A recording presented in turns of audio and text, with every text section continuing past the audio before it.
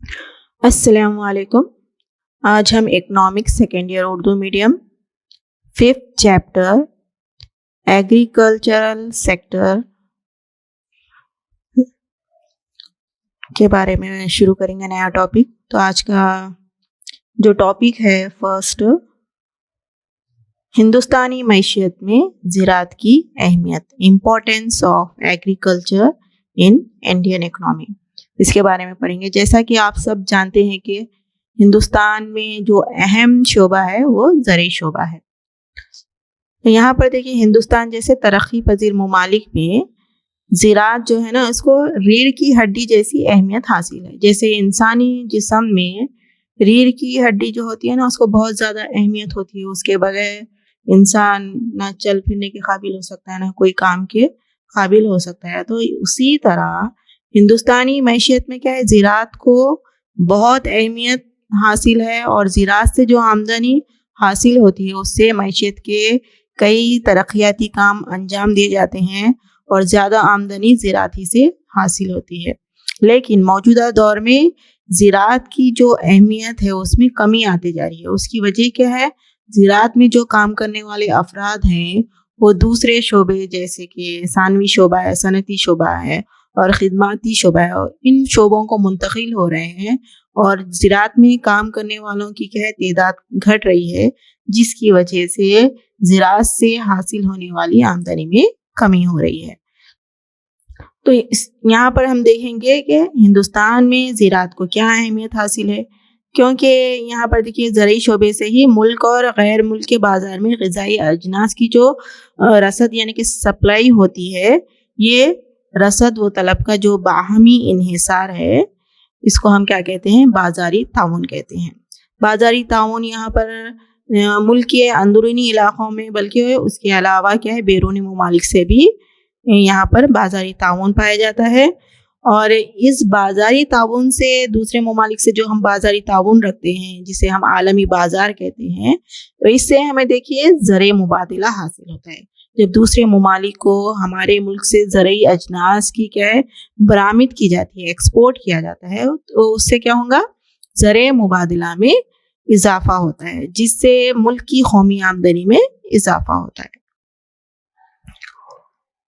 تو چلیے ہم شروع کرتے ہیں. آج ہندوستانی معیشت کی اہمیت کو ہم حسب ذیل میں بتائیں گے. فرسٹ جو پوائنٹ ہے نا، جی ڈی پی میں زراعت کا حصہ.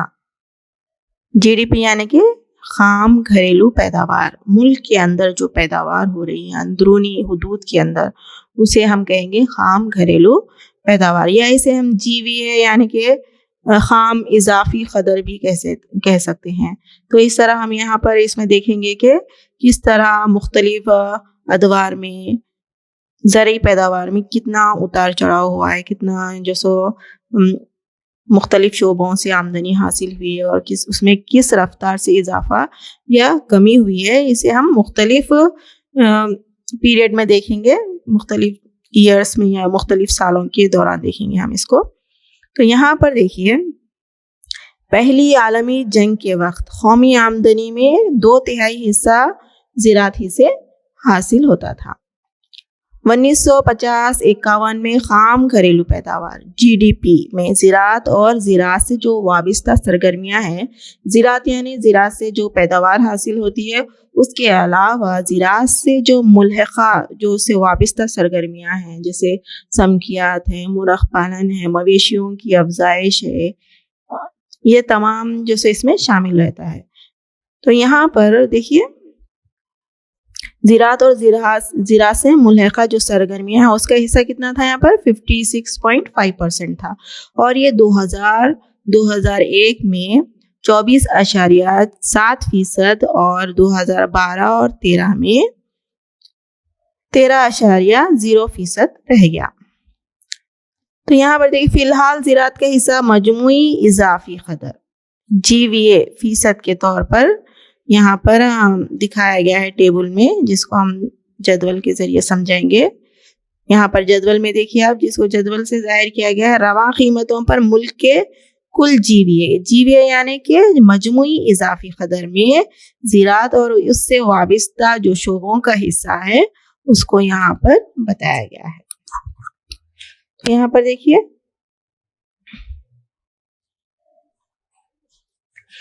زراعت اور ضمنی جو فرسٹ ہے نا، یہاں پر دیکھیے زراعت اور ضمنی شعبہ جات کا مجموعی اضافی قدر کروڑ روپیوں میں بتایا گیا ہے یہاں پر. تو یہاں پر دیکھیے آپ زراعت اور زراعت سے ملحقہ سرگرمیوں کی مجموعی اضافی قدر 2014-15 میں دیکھیے آپ تقریباً 20.94 لاکھ کروڑ کے روپیے سے کیا ہے یہ بڑھ کر 19-20 میں کتنا ہو گیا ہے، 19-20 میں 30.47 لاکھ کروڑ ہو گیا ہے. تو یہاں پر دیکھیے 2014-15 میں زراعت اور ضمنی شعبات یعنی کہ زراعت سے جو ریلیٹڈ شعبے ہیں ان سے یہاں پر مجموعی اضافی قدر میں یہاں پر کروڑ روپیوں میں بتایا گیا ہے کتنا ہے، تقریباً 20.94 لاکھ کروڑ روپیے. اس سے بڑھ کر یہ دیکھیے 19-20 میں 30.47 لاکھ کروڑ روپے کا اضافہ ہوا ہے. اس کے بعد یہاں پر دیکھیے جی وی اے کے فیصد کے طور پر زراعت کے شعبے کا حصہ 2014-15 میں 18.2% سے کم ہو کر یہاں پر 19-20 میں 16.5% ہو گیا. اس کے علاوہ دیکھیے جنگلات اور کندہ تراشی کا حصہ یہاں پر 1.5% سے کم ہو کر یہ کتنا ہو گیا، 1.2% ہو گیا. سمکیات کا حصہ دیکھیے آپ 1.0 سے کچھ حد تک بڑھ کر 1.1% ہو گیا. تو اس طرح یہاں پر مختلف ادوار میں مختلف زراعت اور اس سے ملحقہ شعبہ جات سے یہاں پر آمدنی جو حاصل ہوئے اس کو ٹیبل میں بتایا گیا ہے جی وی اے میں جو حصہ ہے زراعت کا. اب ہم نیکسٹ دیکھیں گے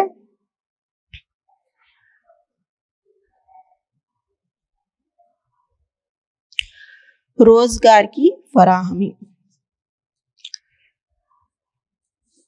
زراعت سے وابستہ افراد کی تعداد 1951 میں 98 ملین سے بڑھ کر 2001 میں 235 ملین ہو گئی. 2019 میں ہندوستان میں زرعی روزگار تقریباً 43% بتایا گیا ہے. تو اس طرح یہاں پر روزگار میں 2001 تک کیا ہے اضافہ ہوا ہے، لیکن اس کے بعد کے پیریڈ سے یہاں پر دیکھیے روزگار میں کیا ہے کمی پائی جا رہی ہے زرعی شعبے میں، کیونکہ زراعت سے وابستہ جو افراد ہیں وہ دوسرے شعبوں کو منتقل ہو رہے ہیں، جیسے کہ خدماتی شعبہ ہے اور صنعتی شعبہ ہے، جس کی وجہ سے کچھ حد تک یہاں پر کیا ہے کمی پائی گئی. تقریباً 50% یہاں پر کیا ہے روزگار حاصل ہے، باقی کا جو 50% ہے وہ کیا ہے صنعتی شعبے اور خدماتی شعبے سے وابستہ ہے. تو اس طرح یہاں پر روزگار میں کمی بھی آئی ہے.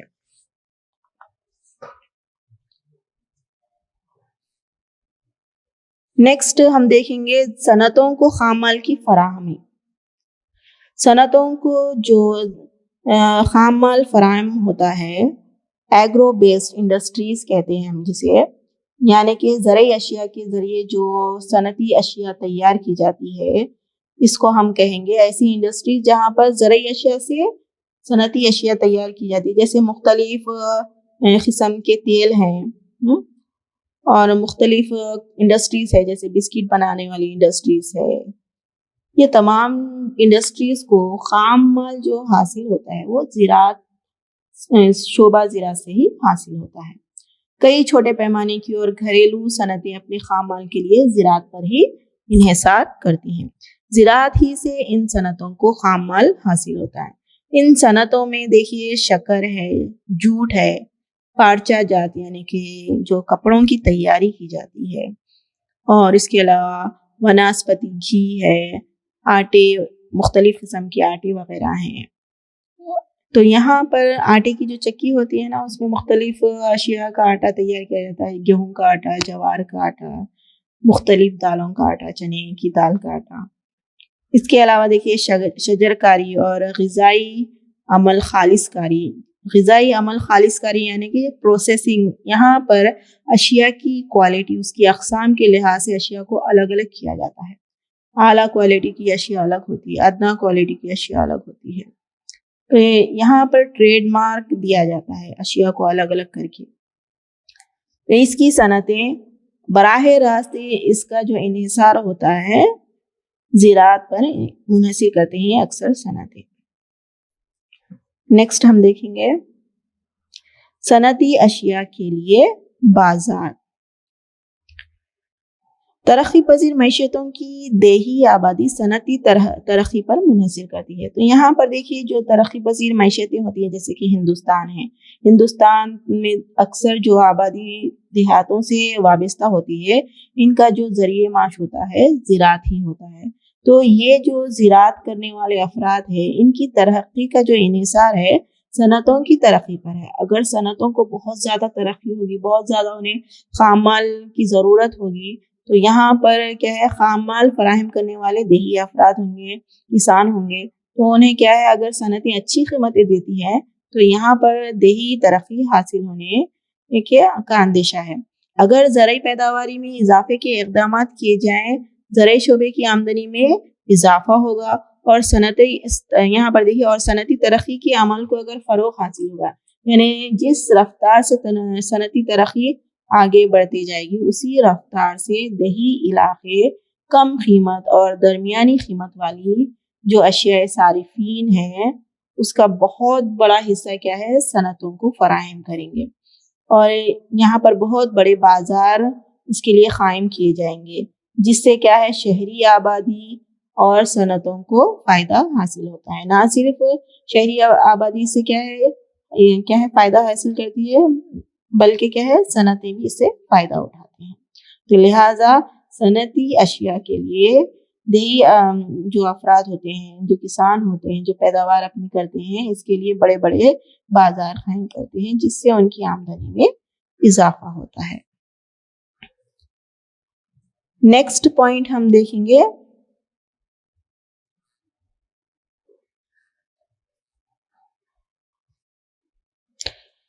غذائی تحفظ کی فراہمی اور غربت میں کمی. آبادی میں اضافے کی وجہ سے غذا کی طلب میں تیز شرح سے اضافہ ہوتا ہے. جس رفتار سے آبادی میں اضافہ ہو رہا ہے اس رفتار سے ہمیں کیا ہے غذائی اجناس کی پیداوار میں بھی اضافہ کرنا ضروری ہے. اگر آبادی زیادہ ہو جائیں گی اور غذائی اجناس اسی رفتار سے اس کی پیداوار ہوں گی تو یہاں پر آبادی کے لیے غذائی ضرورت کو پورا کرنا مسئلہ پیدا ہو جاتا ہے. اسی لیے غذائی پیداوار میں اضافہ کرنا ضروری ہے. غذا اور جو زراعت سے جو ملحقہ تنظیم ہے FAO جسے ہم کہتے ہیں کے مطابق بھوک، ناقص غذائیت اور کم وزن انڈر ویٹ یہ جو مسئلہ ہے ہندوستان میں عام مسئلہ پایا جاتا ہے. ان پر قابو پانے کے لیے زرعی شعبے کی ترقی لازمی ہے. زراعت سماج کے کمزور اور غریب طبقات کی اکثریت کے لیے مسلسل ذریعہ معاش اور غذائی تحفظ کا ذریعہ ہے. تو یہاں پر زرعی شعبے سے کیا ہے ذریعہ معاش کا ذریعہ ہے، یہ روزگار کا ذریعہ معاش یعنی کہ روزگار کا ذریعہ ہے. غذائی تحفظ حاصل ہو رہا ہے اس سے، جسے ہم فوڈ سیکیورٹی کہیں گے. ٹھیک ہے نا. زرعی شعبے کی بڑھتی ہوئی فاضل پیداوار یعنی کہ زائد پیداوار. جب پیداوار کی جاتی ہے ہمارے ملک کی آبادی کے حساب سے جو پیداوار ہو رہی ہے اس سے اگر زائد پیداوار کی جائے گی تو یہ فاضل پیداوار نہ صرف ملک میں پائی جانے والی دیہی اور شہری آبادی کے لیے اور انڈسٹریز کے لیے ضروری ہے، بلکہ جو زائد فاضل پیداوار ہوگی اس کو ہم دوسرے ممالک میں ایکسپورٹ کریں گے، برآمد کریں گے. تو یہاں پر دوسرے ممالک کو برآمد کرنے سے اس سے کیا ہوگا؟ زرعی مبادلہ میں اضافہ ہوگا. زرعی مبادلہ یعنی کہ بیرونی کرنسی میں اضافہ ہوگا. تو اس سے ہماری قومی آمدنی میں، ہمارے ملک کی قومی آمدنی میں اضافہ ہوتا ہے. جب پیداوار میں اضافہ بہت زیادہ ہو جائے گا تو یہاں پر افراط زر پر کیا ہے؟ افراط زر یعنی کہ قیمتوں میں جو مسلسل اضافہ ہو رہا ہے، قیمتوں میں روز بروز جو اشیاء کی قیمتوں میں اضافہ ہو رہا ہے اس پر ہم قابو پا سکتے ہیں. تو لہٰذا فاضل پیداوار یعنی زرعی پیداوار کی فاضل پیداوار میں اضافہ ہونا ضروری ہے. اس سے کئی مسئلے حل ہو سکتے ہیں. قیمتوں میں اضافے کو کنٹرول کیا جا سکتا ہے، آبادی کی غذائی ضروریات مکمل ہوتی ہیں، جو زائد فاضل پیداوار ہے اس کو ایکسپورٹ کیا جا سکتا ہے. تو اس طرح یہاں پر دیکھیے ہم غذائی مسئلے کو حل کر سکتے ہیں. نیکسٹ ہم دیکھیں گے برآمدات. زرعی برآمدات یعنی کہ ایکسپورٹ ہے، ایگریکلچر ایکسپورٹ جسے ہم کہیں گے. زرعی برآمدات کو ہم کیا کہیں گے؟ Agriculture export. تو یہ ایکسپورٹ یہاں پر دیکھیے ملک کی معاشی ترقی کے لیے ضروری ہے. زرعی برآمدات جتنی زیادہ کی جائے گی، زرعی برآمدات میں جتنا زیادہ اضافہ ہوگا، یہاں پر کیا ہے؟ قومی آمدنی میں بھی اضافہ ہوگا. تو لہٰذا دیکھیے زرعی پیداوار کی عالمی تجارت میں ہندوستان نے کیا ہے؟ ایک نمایاں مقام حاصل کیا ہے، جس میں زرعی برآمدات کا جو حصہ ہے عالمی زرعی تجارت کا 2.15% سے کسی قدر زیادہ ہے. تو اتنا فیصد یہاں پر کیا ہے؟ دوسرے ممالک کو ایکسپورٹ، عالمی جو زرعی تجارت ہو رہی ہے اس کے ذریعے آمدنی میں اتنا حصہ پایا جا رہا ہے. برآمدات کے اہم مقامات جو ہمارے ملک سے غذائی اجناس کیا ہے یہاں پر برآمد کی جاتی ہے، ایکسپورٹ کی جاتی ہے، اس میں امریکہ ہے، سعودی عرب ہے،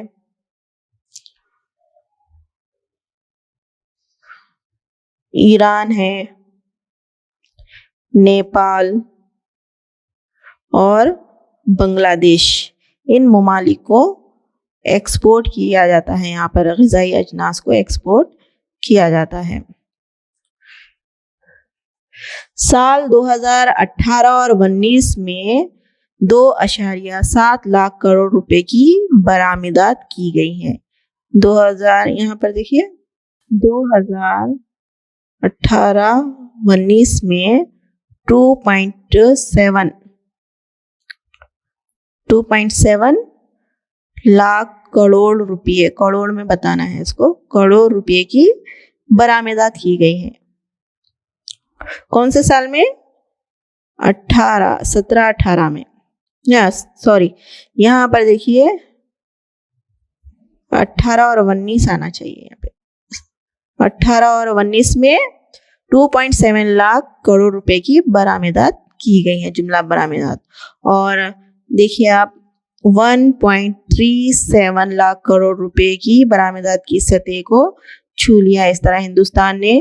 اور 1960 میں 1960 اور 61 میں جملہ برآمدات میں زرعی برآمدات کا جو حصہ ہے نا وہ ہے 44.2%. یہاں پر دیکھیے 61 میں جملہ برآمدات میں زرعی برآمدات کا جو حصہ تھا وہ 42.2% تھا. اور 2010 اور 11 میں یہ کم ہو کر 9.9% ہو گیا. یہ کمی کی وجہ کیا ہے؟ کیونکہ زراعت میں کم پیداوار ہونے کی وجہ، ایک میں نے آپ کو بتایا ہے کہ زراعت میں کام کرنے والوں کی کیا ہے تعداد گھٹنے کی وجہ سے، دلچسپی گھٹنے کی وجہ سے زرعی شعبے سے یہاں پر جو کام کرنے والے ہیں وہ کون سے شعبوں کو منتقل ہو گئے؟ صنعتی شعبے اور خدماتی شعبے کو منتقل ہو گئے ہیں، جس کی وجہ سے زرعی پیداوار پر اثر ہوا ہے اور یہ پیداوار کا جو فیصد ہے وہ گھٹ گیا ہے. اور یہاں پر پھر دیکھیے 2018-19 میں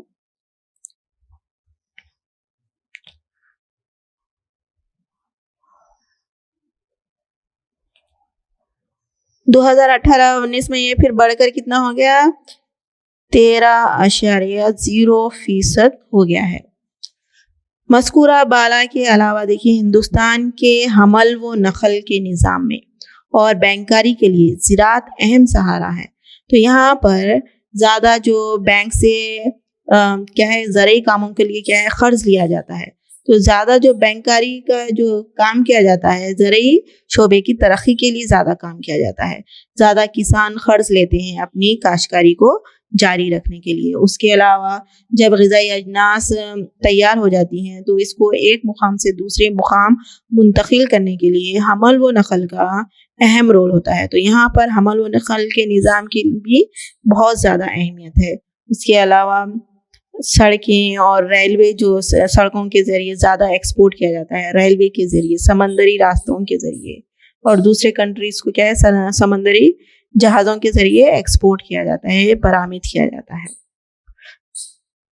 نیکسٹ ہم دیکھیں گے کنکلوژن. لہٰذا یہاں پر دیکھیے معاشی ماحولیاتی توازن برقرار رکھنے کے لیے زراعت اور اس سے جو وابستہ سرگرمیاں ہیں جیسے کہ سمکیات ہے, مرغ پالن ہے, مویشیوں کی افزائش ہے, دودھ سے بننے والی تمام چیزیں ہیں, ڈیری فارمز, یہ تمام چیزوں میں کیا ہے قابل برقرار متوازن ترقی کی ضرورت ہے.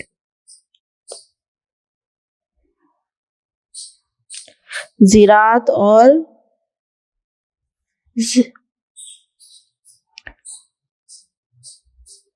زراعت سے جو وابستہ سرگرمیاں ہیں اس میں کیا ہونا چاہیے, سرگرمیوں میں متوازن ترقی ہونا ضروری ہے.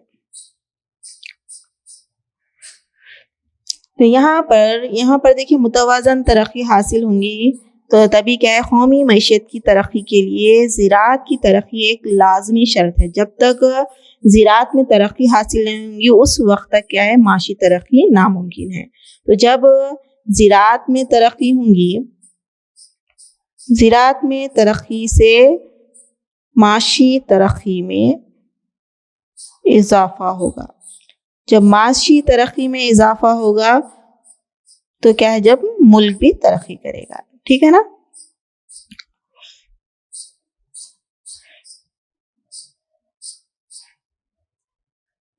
چلیے اب ہم بڑھتے ہیں اس جو ابھی تک ہم پڑھے ہیں ہندوستان میں یا ہندوستانی معیشت میں جو زراعت کی اہمیت ہے.